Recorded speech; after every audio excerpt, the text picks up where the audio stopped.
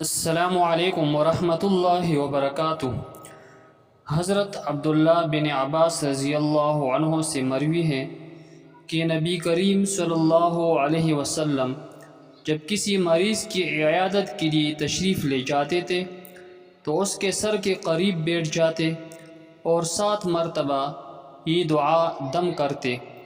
اسأل اللہ العظیم رب العرش العظیم ان یشفیک۔ اس کا ترجمہ ہے: میں عرش کے رب اللہ رب العزت کی بارگاہ میں دعا مانگتا ہوں کہ وہ تجھے شفا عطا فرمائے۔ اگر اس کی موت کا وقت نہ آیا ہوتا تو اس کو اللہ جل شانہ اس تکلیف سے فوراً آرام عطا فرماتے۔ حضرت عبداللہ بن عباس رضی اللہ عنہ فرماتے ہیں کہ رسول اللہ صلی اللہ علیہ وسلم نے ارشاد فرمایا: دھوپ میں بیٹھنے سے گریز کرو، کیونکہ یہ کپڑے پرانے کر دیتی ہیں، بدبو پیدا کرتی ہیں، اور دفین کی بیماری یعنی یہ ایک پوشیدہ بیماری ہے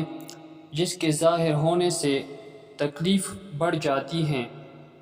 پیدا کرتی ہیں۔ ام المؤمنین حضرت عائشہ رضی اللہ عنہا فرماتی ہیں کہ رسول اللہ صلی اللہ علیہ وسلم نے ارشاد فرمایا کہ ہر شخص کے سر میں جذام کی ایک رگ ہے جس میں خون جوش مارتا رہتا ہے۔ جب یہ خون کا جوش حد سے زیادہ بڑھنے لگتا ہے تو اللہ جل شانہ اس پر یعنی اس شخص پر زکام مسلط فرما دیتا ہے، اس لیے زکام کی دوا مت لیا کرو۔